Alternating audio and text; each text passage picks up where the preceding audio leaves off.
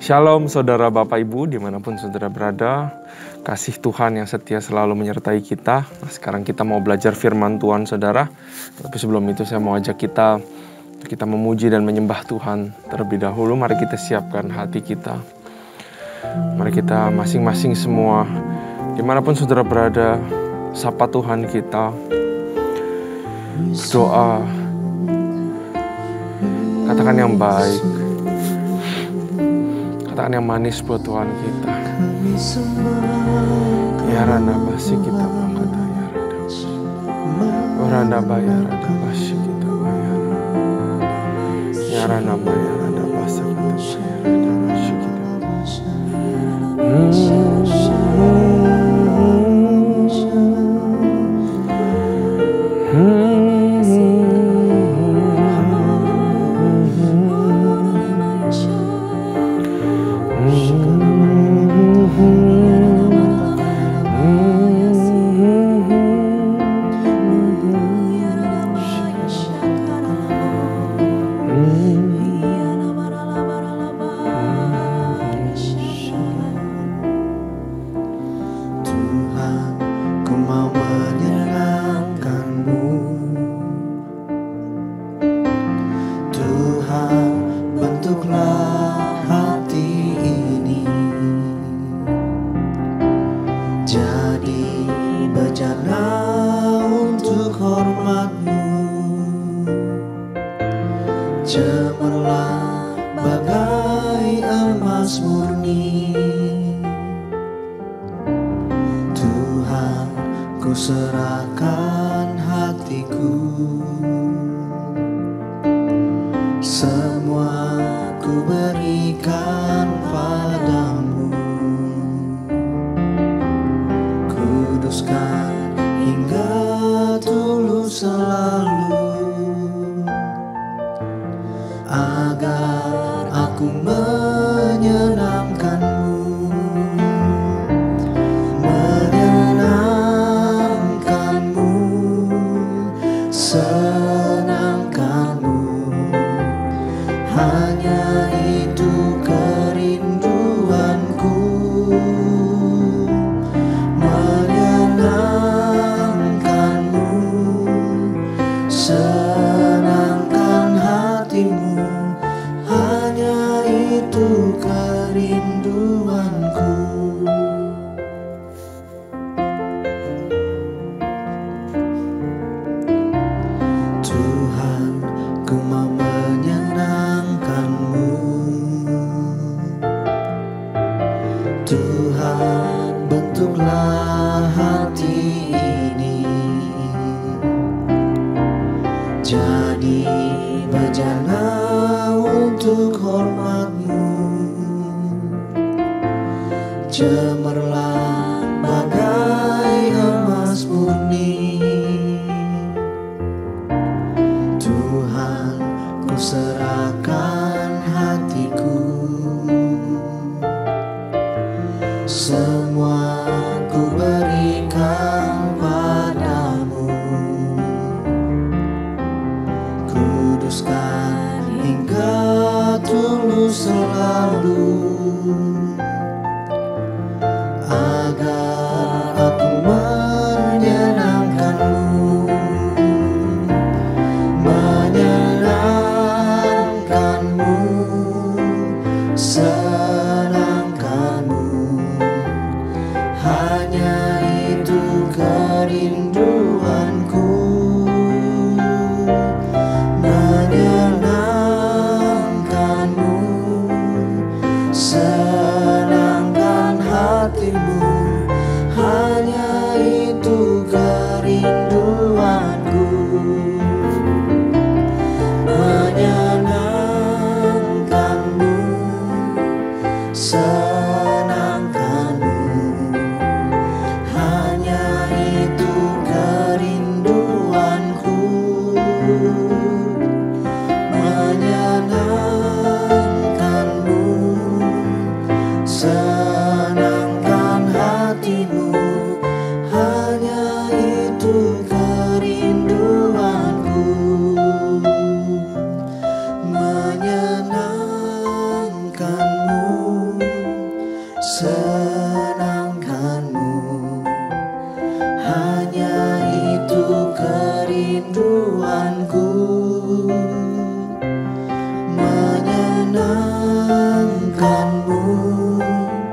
senangkan hatimu, hanya itu kerinduanku.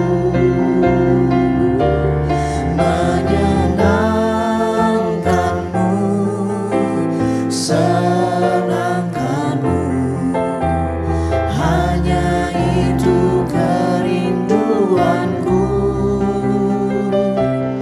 Menyenangkanmu, senangkan hatimu, hanya itu kerinduanku. Hanya itu kerinduanku. Hanya itu kerinduanku.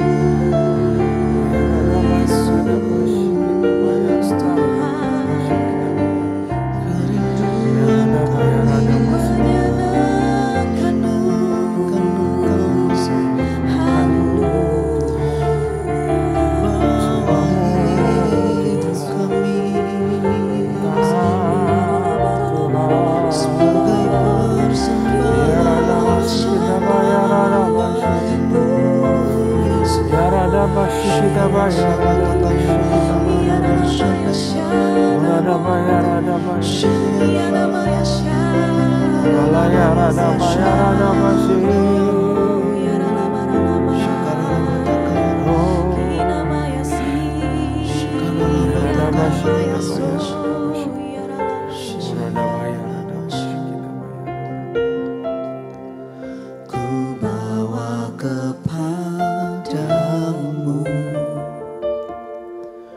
oh Tuhan, persembahanku ini. Ku ingin Engkau menerima korban syukurku melalui pujian.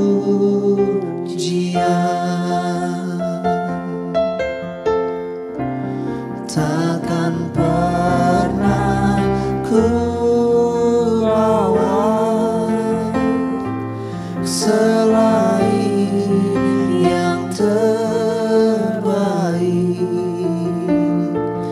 yang harum dan sejati di hadapan tatamu.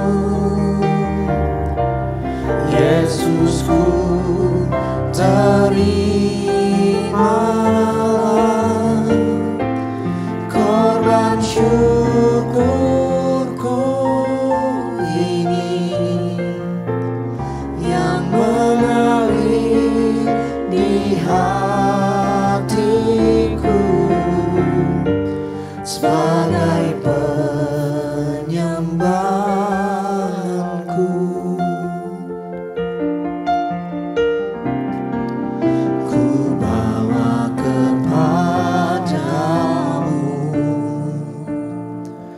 oh Tuhan, persembahanku ini. Ku ingin Engkau menerima korban syukurku melalui pujian.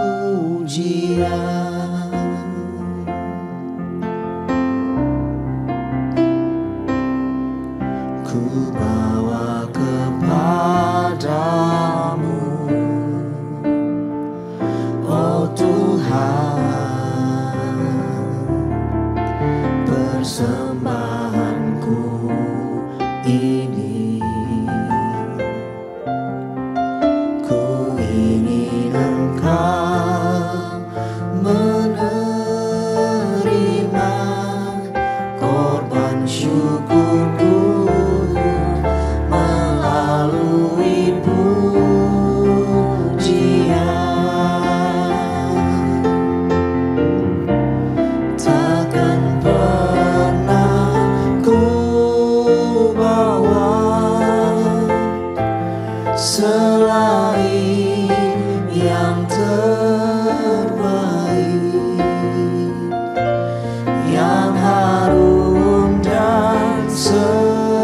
sejati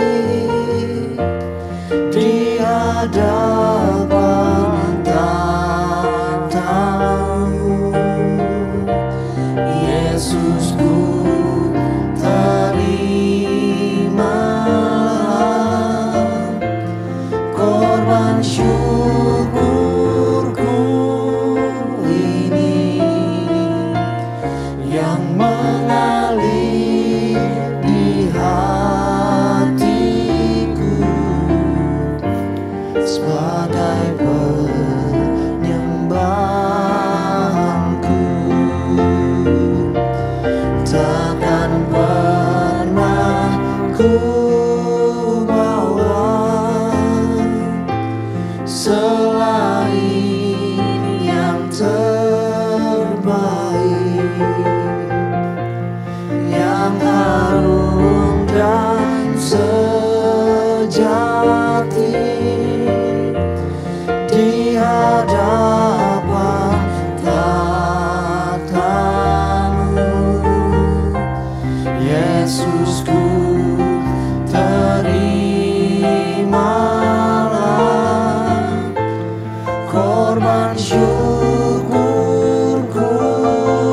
ini yang mengalir di hatiku sebagai penyembahanku, yang mengalir di hatiku sebagai penyembahanku, yang mengalir di hatiku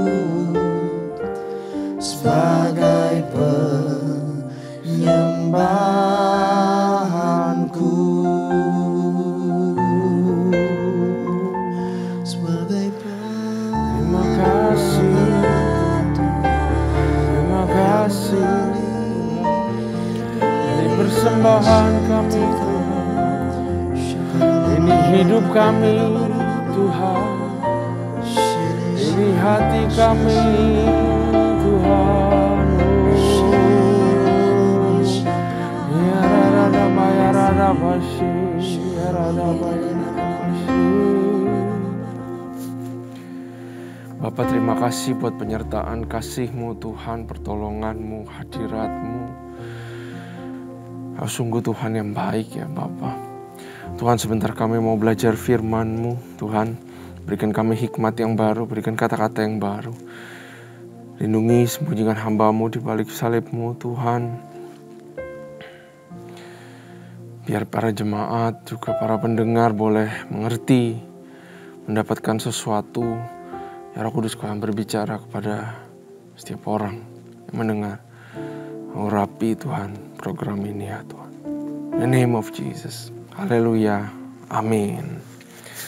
Shalom sekali lagi saudara. Nah, mari kita siapkan Alkitab kita. Mari kita buka 1 Raja-Raja di pasal yang kelima. 1 Raja-Raja pasal yang kelima.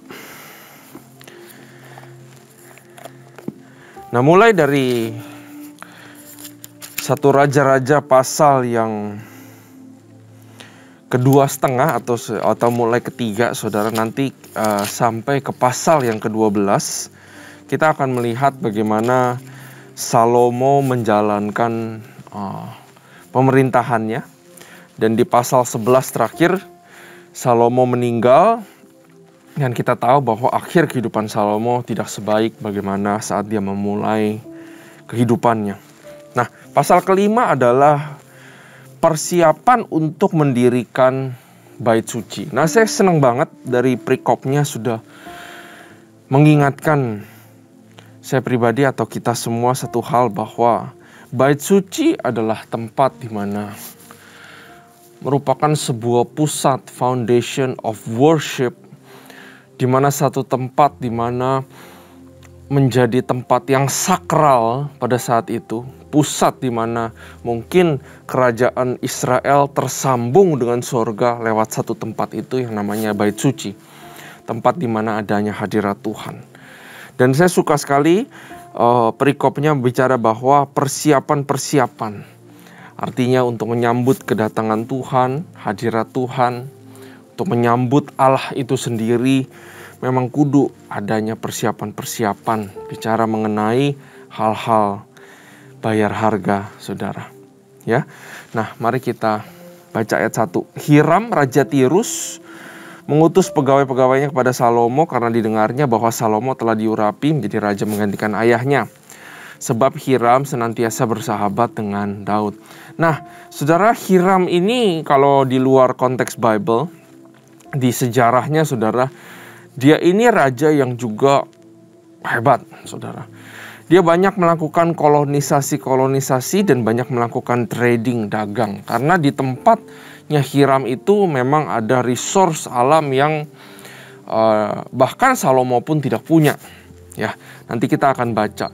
Nah, termasuk kolonisasi, jadi termasuk salah satu founder daripada ibu kotanya Tunisia, saudara. Dan saya percaya di daerah Tunisia dan sekitarnya juga pasti ada pengaruh atau kolonisasi daripada Raja Hiram ini, saudara. Nah, mari kita lanjut baca ayat 2. Lalu Salomo mengutus orang kepada Hiram dengan pesan, "Engkau tahu bahwa Daud ayahku tidak dapat mendirikan sebuah rumah bagi nama Tuhan Allahnya oleh karena musuh-musuhnya memerangi dia dari segala jurusan, sampai Tuhan menyerahkan mereka ke bawah telapak kakinya." Ya, nah kita tahu waktu Daud dulu pernah sempat berdoa, "Tuhan, saya mau mendirikan rumah bagimu," tapi Tuhan bilang, "Belum saatnya, nanti anakmu yang akan membangunnya." Nah, mungkin kita di sini kita melihat alasannya kenapa. Karena Tuhan tahu bahwa bukan saatnya untuk membangun rumah. Ya, tapi ada musuh-musuh, ada bangsa-bangsa dulu, ada orang-orang dulu yang harus ditumpas habis pada waktu zaman Daud. Baru akhirnya setelah tentram, tidak ada musuh, ya, harta, kedamai, sukacita yang diberikan kepada Salomo, suatu hal yang sangat berharga buat bangsa Israel. Sehingga pada saat Salomo sudah menjadi negara yang damai dan makmur, dan mungkin di situ saat yang tepat untuk membangun Bait Suci. Nah, ayat 4, "Tetapi sekarang Tuhan Allahku telah mengaruniakan keamanan kepadaku di mana-mana. Tidak ada lagi lawan dan tidak ada lagi malapetaka menimpa. Dan ketahuilah aku berpikir-pikir hendak mendirikan sebuah rumah bagi nama Tuhan Allahku seperti yang dijanjikan Tuhan kepada Daud ayahku demikian. Anakmu yang hendak kududukan nanti di atas tahtamu menggantikan engkau, dialah yang akan mendirikan rumah itu bagi namaku.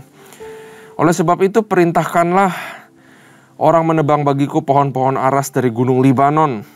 Ya, ada resource ternyata di rajanya Tirus, yaitu si Hiram. Di Libanon, saudara, ada pohon-pohon aras. "Dan biarlah hamba-hambaku membantu hamba-hambamu, dan upah hamba-hambamu akan kubayar kepadamu seberapa juga kau minta. Sebab engkau tahu bahwa di antara kami tidak ada seorang pun yang pandai menebang pohon sama seperti orang Sidon." Nah, saya suka, saudara, sama Salomo dengan hikmat yang begitu luar biasa. Ya, memang Raja Hiram ini bersahabat dekat dengan Daud. Tapi Salomo tidak mengambil favor atau buah relationship papanya untuk keuntungan dia. Betul gak? Kadang-kadang kita suka begitu, bener gak, saudara? "Iya kan, kamu dulu kenal sama papaku, kamu dulu kan dibantu sama papaku, dibantu sama mamaku, sekarang bantu aku dong." Enggak. Ya, Salomo fair. Ya, relationship-nya buat Salomo adalah satu kesempatan untuk melakukan perdagangan. Satu hal yang fair, trading. Ya, makanya dia tidak mengambil kesempatan, dia tidak istilahnya aji mumpung, saudara. Berapa banyak orang Kristen yang aji mumpung, ya. Betul. Kita harus ingat bahwa orang Kristen itu punya Tuhan. yang menaungi kita. Kita nggak perlu menjadi orang yang aji mumpung. Makanya Salomo di sini sangat fair sekali. Kamu kasih aku pohon itu, ya, aku akan bayar upahnya. Dan Salomo nggak bilang upahnya berapa. Upahnya adalah terserah daripada Raja Tirus tersebut. Nah, ayat 7, maka segera sesudah Hiram mendengar pesan dari Salomo itu, ia sangat bersuka cita.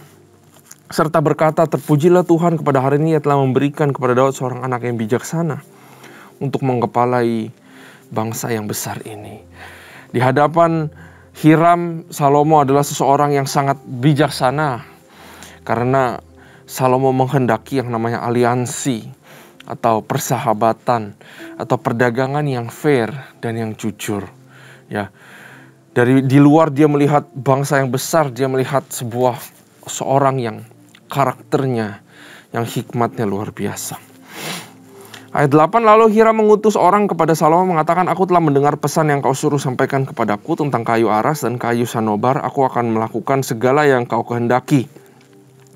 Hamba-hambaku akan membawanya turun dari gunung Libanon ke laut, dan aku akan mengikatnya menjadi rakit-rakit di laut untuk dibawa sampai ke tempat yang kau tunjukkan kepadaku.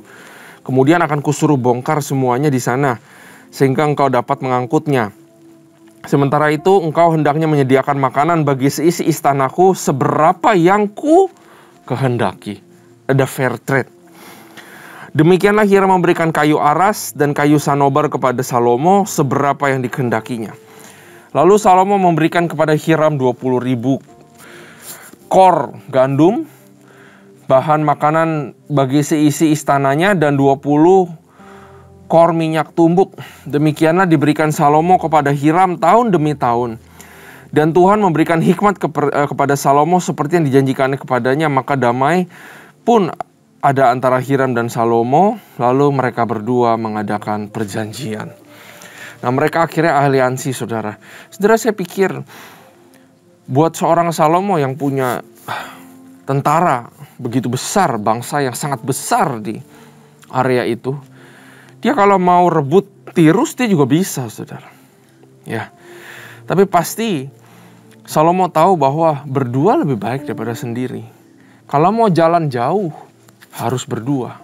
Kalau mau jalan sendiri mungkin bisa cepat. Tapi kalau kita mau jalan jauh kita harus berdua, dan kita harus punya orang yang berada di samping kita, saudara. Raja Salomo mengerahkan orang Rodi di antara seluruh Israel, maka orang Rodi itu ada 30.000 orang. Ia menyuruh mereka ke gunung Libanon, 10.000 orang dalam sebulan berganti-ganti. Selama sebulan mereka ada di Libanon. Selama 2 bulan di rumah. Adoniram menjadi kepala Rodi. Lagi pula Salomo mempunyai 70.000 kuli. Banyak banget, saudara, 70.000 kuli. Dan 80.000 tukang pahat di pegunungan. Belum terhitung para mandul kepala Salomo yang mengepalai pekerjaan itu, yakni 3.300 orang banyaknya yang mengawasi rakyat yang mengerjakan pekerjaan itu. Dan raja memerintahkan supaya mereka melinggis batu yang besar, batu yang mahal-mahal untuk membuat dasar rumah itu dari batu pahat. Maka tukang-tukang Salomo dan tukang-tukang Hiram serta orang-orang Gebal memahat untuk menyediakan kayu dan batu untuk mendirikan rumah itu.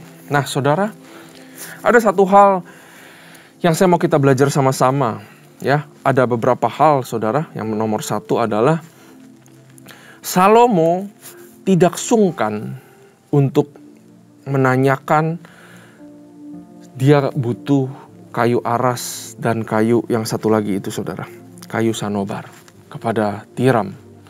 Padahal mungkin hubungannya yang baik sama bapaknya. Biasa kalau di adat istiadat kita orang Indonesia pasti sungkanan. Betul? Kita diajarin di Indonesia sejak kecil itu sungkan. Padahal, saudara, ada pepatah berkata kalau nggak bertanya kita sesat di jalan. Artinya apa? Ada saat-saat di mana sungkan itu nggak akan membawa buah kepada kehidupan kita. Berapa banyak dari kita yang sungkan dan kita kelewatan kesempatan untuk mendapatkan yang terbaik. Firman Tuhan juga berkata, carilah maka kamu akan dapat, ketuk akan dibukakan, mintalah maka kau akan diberikan. Kadang-kadang iblis suka mengintimidasi kita, saudara, kamu baru diberkati, kamu gak layak, kamu ini, kamu itu. Kok kamu kurang ajar minta sama Tuhan? Padahal Tuhan bilang, mintalah maka akan diberikan. Kamu gak dapat karena kamu gak minta. Ya, karena itu saudara, kita harus belajar sebagai orang Indonesia. Janganlah terus-terusan menjadi orang yang sungkanan. Kalau memang ada masalah harus diselesaikan, harus dikonfront, jangan sungkan. Konfront, selesaikan. Kalau rasanya saya berhak mendapatkan sesuatu, saudara. Orang Kristen gak harus putih doang hatinya, tapi harus cerdik juga. Jangan sungkanan, mintalah. Ya, bertanyalah. Kita kadang-kadang suka takut dan kita suka menjadi orang yang sungkan. Orang yang gak sungkan akan berjalan lebih jauh daripada orang yang sungkan. Ada perkara-perkara yang hanya akan diberikan kepada kita. Perhatikan saudara, saya ulang lagi. Ada perkara-perkara yang hanya akan diberikan dan hanya akan kita dapatkan dengan kita gak sungkan dan kita berani meminta atau bertanya. Ya, belajar dari Salomo hal seperti ini. Nah, yang kedua tadi saya sudah sebutkan bahwa pentingnya mempunyai orang yang berjalan bersama kita. Di dalam kehidupan kita kudu punya orang yang berjalan di depan kita, di mana kita duduk dan kita belajar dari dia. Kita juga perlu orang-orang yang ada di belakang kita, di mana kita berdiri dan kita mengajar mereka. Tapi kita juga perlu orang yang berada di samping kita yang bisa berjalan bersama-sama dengan kita. That's the important of relationship. Bahwa seberapa hebatnya seseorang, dia kudu punya orang yang berjalan di kiri kanannya dia. Karena orang-orang itulah yang akan menolong dia saat dia jatuh. Berdua akan lebih jauh kalau kita jalan. Saudara akan cepat kalau berjalan sendiri. Tapi kalau saudara mau berjalan jauh, bangun bait suci perkara jauh, 7 tahun bangun rumah. Bayangin saudara bangun rumah 7 tahun, seberapa sulitnya itu. Dan perlu yang namanya alliance atau orang-orang yang bersama kita untuk mewujudkan satu mimpi atau perkara yang besar. Karena itu saudara, saya ajak saudara untuk lihat di kiri kananmu. Kalau saudara mungkin banyak orang di belakang yang mengikuti saudara, tapi punyakah saudara orang yang di samping kiri kanan? Terutama juga punyakah saudara orang yang berjalan di depan saudara, yang saudara bisa dimentor dan saudara bisa dilatih olehnya. Ya, kita belajar satu hal soal yang namanya relationship juga. Kita juga belajar bahwa Salomo sangat luar biasa dalam persiapan membangun bait suci. Saya nggak ngerti gimana caranya mereka bisa mengkoordinir 70.000, 80.000 pemahat. Mereka bisa koordinir 3.300 mandor untuk terus bangun yang namanya bait suci. Ya, saya percaya Salomo punya organizational skill yang sangat baik.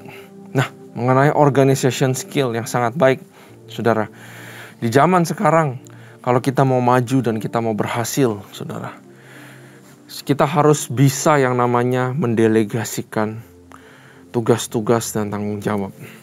Kita nggak bisa lagi menyelesaikan segala sesuatu sendiri. Dia lama kerjanya. Mendingan saya kerjain sendiri. Nggak bisa, saudara. Kita harus belajar delegasi.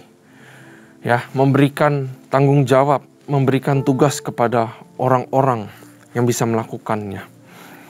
Delegasi artinya trust.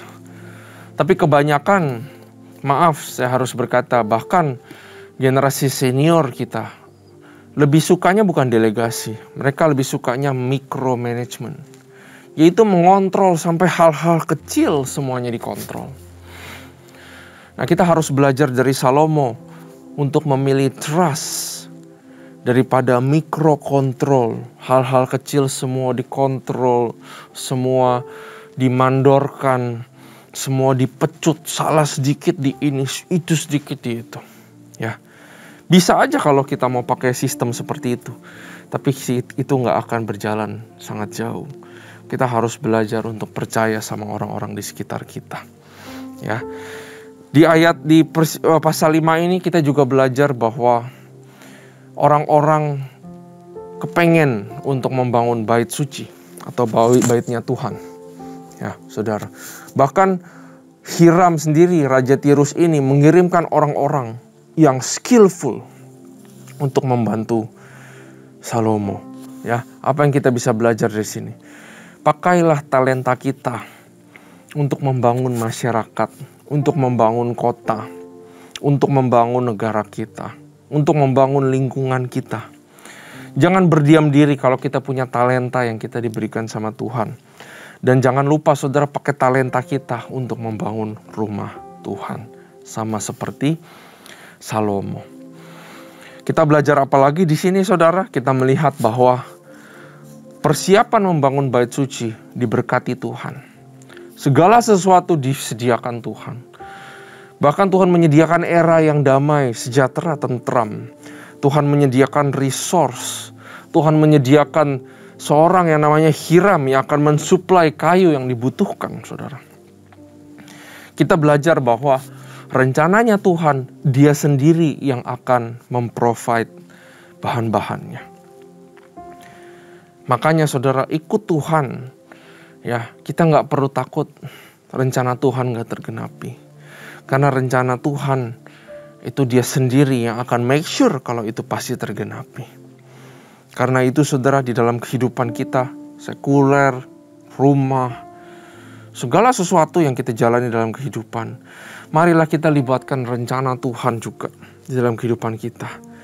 Marilah kita berusaha untuk menjadi ambassador Tuhan dan menggenapi rencananya Tuhan.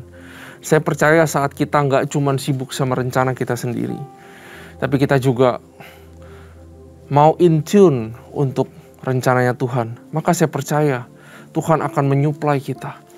Bahkan supply yang Dia berikan kepada kita jauh lebih banyak dari apa yang kita pikirkan. Sehingga seluruh area kehidupan kita pun menjadi cukup di hadapan Tuhan. Karena Tuhan adalah Tuhan yang tidak pernah berhutang. Ya. Dan yang terakhir, dari mendirikan bait suci apa yang kita belajar, saudara. Bait suci merupakan sebuah foundational, spiritual foundation di bangsa Israel. Nah, di manakah spiritual foundation saudara dalam kita membangun hidup kita? Ya, saya ajak kita semua encourage untuk punya spiritual foundation juga, yang namanya hubungan pribadi sama Tuhan. Bait suci merupakan tempat di mana bangsa Israel bisa bersekutu dengan Tuhan. Itu zaman dulu. Tapi zaman sekarang kita nggak perlu tempat untuk bersekutu sama Tuhan. Tapi milikilah hubungan yang sejati sama Tuhan sebagai spiritual foundation of our life. Ya, belajarlah kitab suci, firman Tuhan yang ajaib ini supaya menjadi spiritual foundation buat kehidupan kita. Ya, terbiasalah worship dan masuklah ke dalam hadirat Tuhan sesering mungkin. Karena itu akan menjadi tempat perlindungan, akan menjadi tempat yang lebih indah daripada tempat yang lainnya, saudara. Yang menjadikan spiritual foundation buat kita. Ya, belajarlah berdoa, senantiasalah berdoa. Rajinlah untuk berdoa, karena itu adalah fondasi kehidupan. Dan juga saudara yang punya keluarga, jangan lupa. Gak cuman ke kantor, gak cuman ke gereja hari Minggu. Senin sampai Jumat, milikilah satu waktu, satu tempat bersama keluargamu untuk mengadakan mesbah keluarga. Undanglah Tuhan hadir di tengah-tengah keluargamu. Sama seperti Salomo mengundang hadirat Tuhan hadir di tengah-tengah bangsa Israel.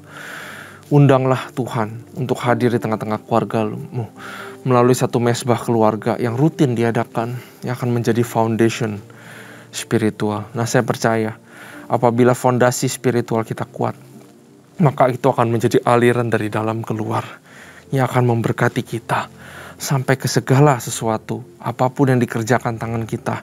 Saya percaya semua bisa berhasil karena kita punya foundation spirit yang benar di hadapan Tuhan. Amin. Bapak, kami bersyukur buat banyak pembelajaran yang kami belajar pada kali ini. Kami serahkan kepadamu Tuhan semua makna-makna yang kami dapat. Apabila para pendengar ada yang mendapat sesuatu yang baru buat kehidupan mereka, berkati Tuhan. Tutup bungkus kami dengan kuasa darah-Mu. Biar apa yang kami belajar nggak cuman stay, masuk kuping kiri, keluar kuping kanan, tapi boleh bertumbuh, berbuah, dan menjadi kebaikan buat kehidupan kami. Dan itu bisa menyenangkan-Mu. Terima kasih Tuhan, terima kasih Bapa. Hanya di dalam nama Tuhan Yesus kami berdoa. Haleluya. Amin. Tuhan Yesus memberkati.